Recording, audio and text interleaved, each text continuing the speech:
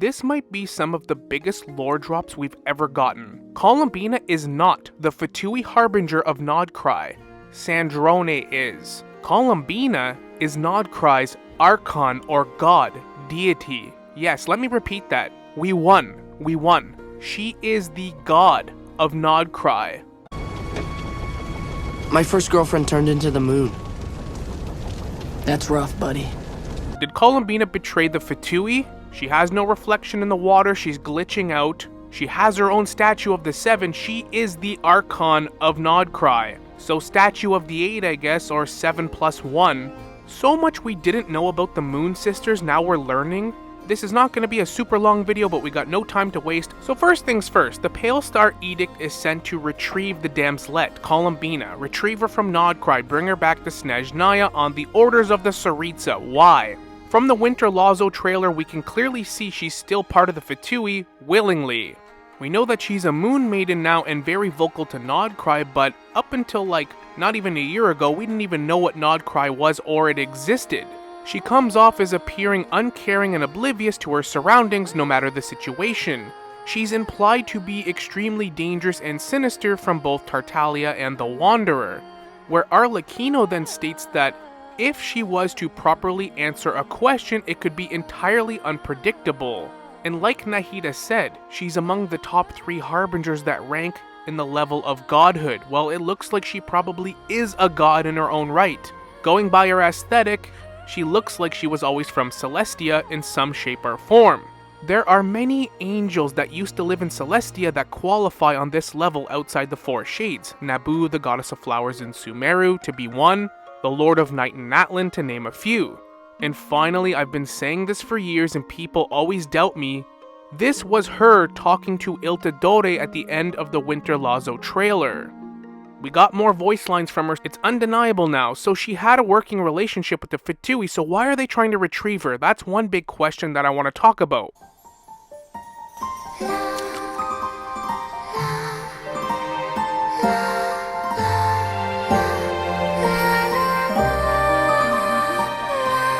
In the water, the future mirrors the past. The veil of lies is slipping. You're looking very young today, Doctor. You know very well that I do not take that as a compliment. So, where's the segment in the prime of his life, then? He's busy with a little experiment in blasphemy. But in order to understand that better, we gotta talk about what she is and what she is to the people of Nod-Krai, because just from these short clips we got, she is the centerpiece of Nod-Krai. Everyone worships her, she is the one. Not just the statues, but it looks like they're actually worshipping her in the trailer. And much like Arlecchino that can use the powers of the Crimson Moon, both powerful ancient dynasties, the Crimson and Eclipse dynasties from Khaenri'ah, both harnessed moon powers. We will talk about that in a second, but Columbina's glitching out. It seems like she can use the power of the moon, obviously. And not just her powers, but look at the landscape. It looks like all of Nod-Krai kind of functions through Columbina and then through the moon. Almost like she can control the entire environment, which is crazier than I could have predicted. And there's a very big reason I think she's glitching and her reflection is not in the water. And this so-called rise of the new moon is more than likely going to be Columbina. Because the Frost Moon scions that worship Columbina and the Frost Moon, not only have they made multiple statues of Columbina obviously, but they call her idols of the new moon. So she is more than likely going to be the new moon referenced. There's 2 very subtle lines in the trailer that paint a bigger picture here.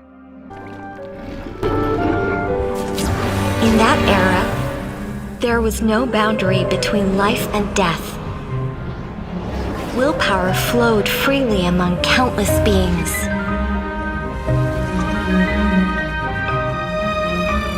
The primordial being that once ruled this planet made 3 moons rise from the earth.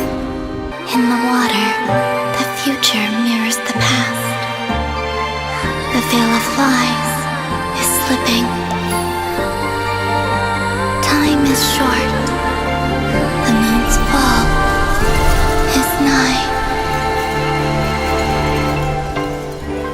Talking about ancient times, the original primordial being, aka Nibelung, the dragons lived here first, and something we never expected is it looks like Nibelung might have been the creator of the three moons, born from the ground and rose into the sky. The original primordial being. They state in the trailer there was no boundary between life and death, and that willpower flowed freely. This goes perfectly in line with Skirk's artifact set, talking about this mysterious outlander from beyond Teyvat, this voyager that came and met Nibelung before the heavenly principles and the Four Shades were here. Before such strict rules, sin of knowledge, a very prison-like world that the current Teyvat is like now. But this also means that the three Moon Sisters themselves predate the heavenly principles and the Four Shades. The Four Shades are like the apex gods in Teyvat besides the heavenly principles themselves. It seems like the three Moon Sisters are like the Four Shades of Nibelung. It's the equivalent. Columbina then states herself, "In the water, the future mirrors the past. The veil of lies is slipping." We just had Skirk, a complete outlander to Teyvat, in her story quest not long ago. She's constantly making remarks of the false sky and the fake stars, the fake Stella Fortuna. Do you remember back in 1.1, all those years ago, the Unreconciled Stars event? The stars, the sky, it's one big hoax, a lie. Mona's able to read people's memories and actual fates in the stars. Teyvat is very coded, like a giant computer database, this collective hive mind on how it functions on the heavenly principles' orders, and the Four Shades uphold that. It is pretty obvious now that the moons don't function in the current Teyvat, hence Arlecchino glitching and now Columbina. She also has no reflection. It seems to me like they don't belong here. But that's the entire point, right? They want to overthrow Celestia, take control. That's the Harbinger's goal. But then why are they looking for Columbina? Are they not aligned right now? Aria, Sonnet, and Canon were collectively known as the Three Moons, or the Three Moon Sisters, that lived in the lunar palace in the heavens, known as the Incandescent Moon, the Eternal Moon, and the Frost Moon. Following a giant certain calamity, two of the sisters died, and the corpse of only one can be seen today, probably the shattered moon that we saw in Natlim, whereas a fake moon is now put up there in the new false sky. It also states that once the heavenly principles overthrew the seven sovereigns in Nibelung, the Moon Sisters were put under their control, and the three Moon Sisters were in love with the morning stars, and that their love for the morning stars was equal to the affection between sisters. At some point, the Moon Sisters witnessed a union between the first angel and this voyager from beyond Teyvat. 30 days later, the calamity that overturned the heavens and the earth descended on the world. Nibelung turned with a vengeance and the abyss, thus beginning the new era of Teyvat. It seems more than likely to me this is the big lie that Columbina is referring to. But it also said that the Frost Moon, one of the three moons, was still alive but dormant. It did not do its job anymore, it did not luminate. Now, do I believe Columbina to be the Frost Moon or an avatar of the Frost Moon? It's not impossible, but no. What we actually learned in that quick teaser, The Song of the Welkin Moon, is that the remains of the three Moon Sisters are going to give rise to a new moon that's spinning the wheel of fate anew. Remember how I always talk about the moons are connected to fate in Teyvat? Everyone's fate and memories is collected through Irminsul and the skies, the stars. Everyone's literal lives' fates, if they gain a vision or not, it's all predetermined. But it's going to be set ablaze. It's going to change forever, hence why so many big major characters are in Nod-Krai. This is such an important chapter because it's going to change how Teyvat literally functions. The veil of lies is fading away like she says. The heavenly principle's grip is slipping. They've had to fight two world-ending calamities involved with the Abyss twice, the Cataclysm and the Big War of Vengeance when Nibelung returned. Also, the Four Shades are weakened because they're missing one, Asmodee, the Shade of Space, the Sustainer of Heavenly Principles. We just learned that, another big trailer recently. If a brand new moon is created in Nod-Krai, it doesn't completely release the shackles of everyone in Teyvat, but it loosens the grip. Also, if we go by this teaser and Nibelung created the three moons, the three Moon Sisters then are Nibelung's equivalent to the Four Shades, but Nibelung in every single depiction of himself back in the day when he ruled is known as a very benevolent, chill dude. Knowledge, freedom, everything is free-flowing. He literally had the live, love, laugh, let things be as they may motto. A random person from outside Teyvat, this voyager, came to this random unknown world, thought it was a pretty nice place. He returned. People are getting punished for sin of knowledge. Look at Egeria and her curse for giving Oceanids humanity. Look at Orobashi. He just read a book and learned something. He didn't even do anything. Sentenced to death.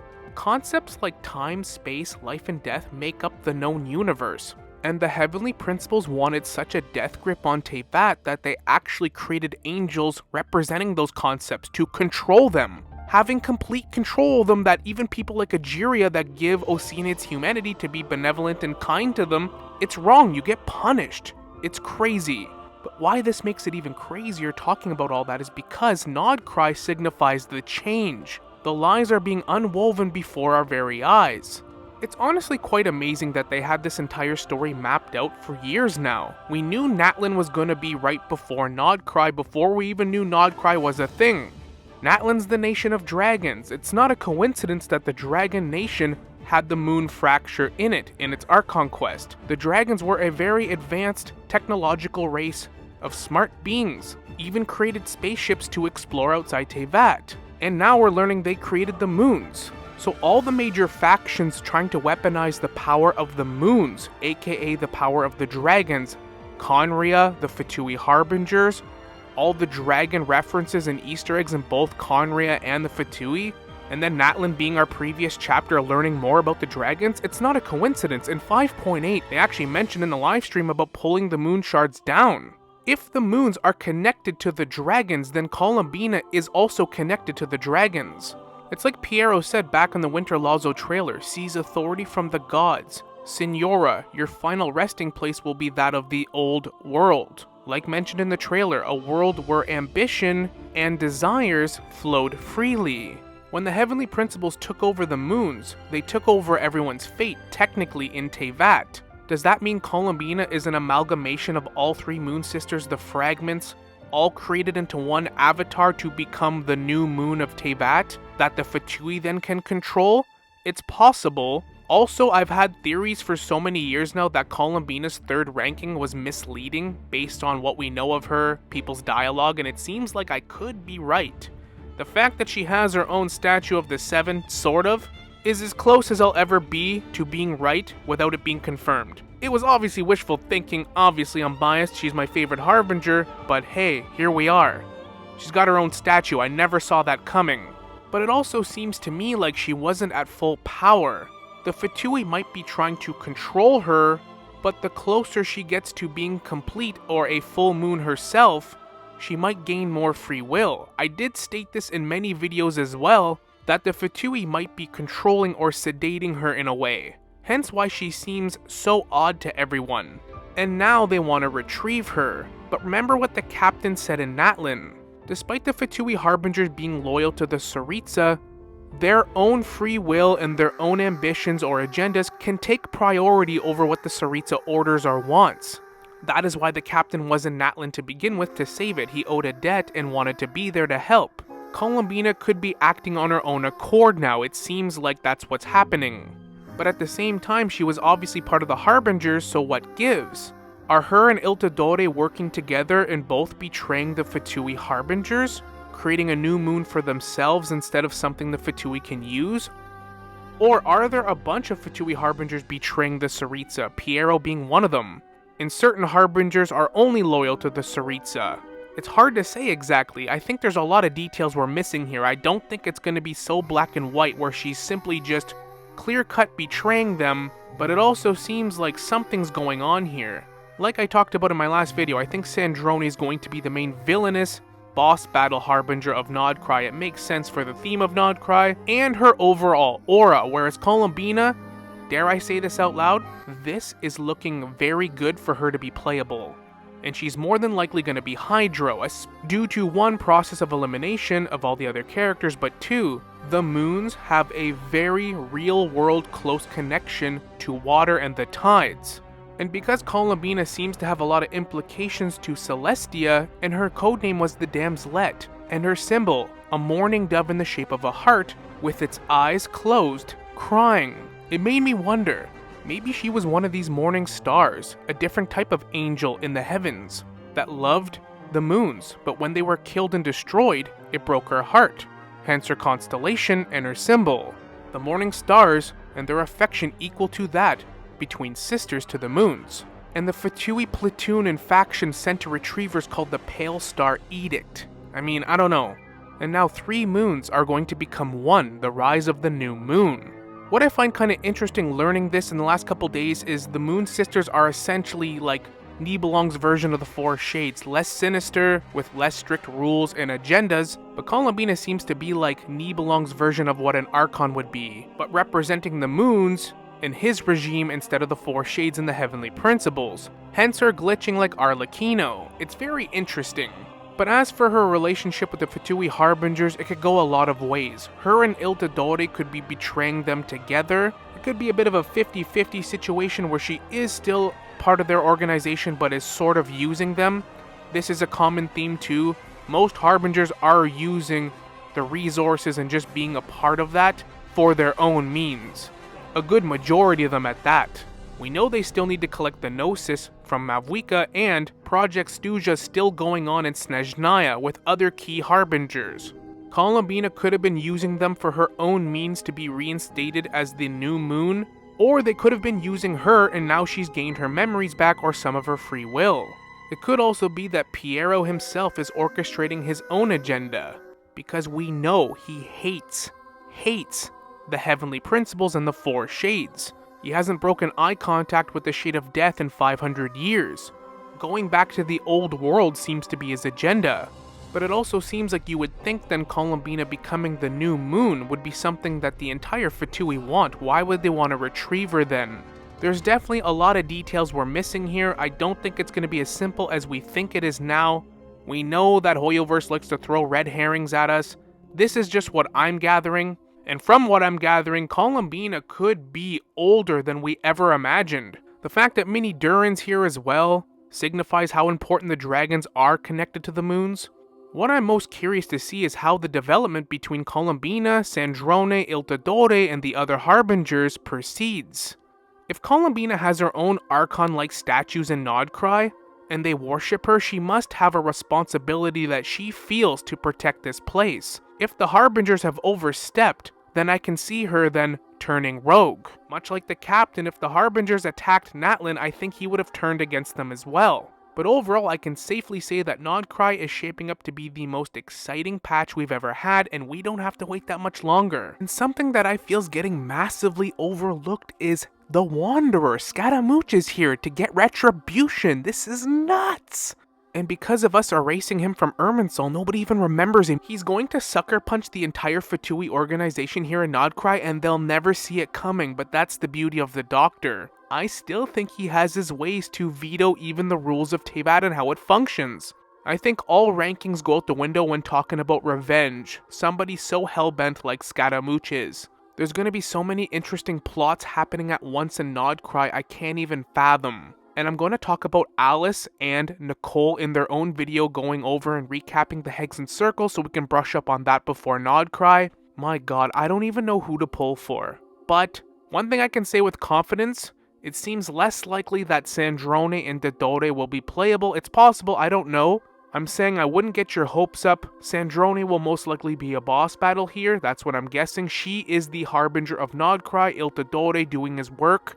I am very curious to see what their relationship is with Columbina, but Columbina herself, I am so certain, so confident, and I'm scared to say it out loud, but I'm going to. She's going to be playable, and here's why. She is the Archon of Nod-Krai, or the equivalent. Every single patch and new chapter we get an Archon level character, usually in 3.2 or 3.3. It's a big old banner. Now, wouldn't they be nuts not to make her playable? Not once in these recent trailers is she introduced to us as a Harbinger, but she's introduced to us as a Moon Maiden, and the Frost Moon Scions, like I already talked about, refer to her as the New Moon.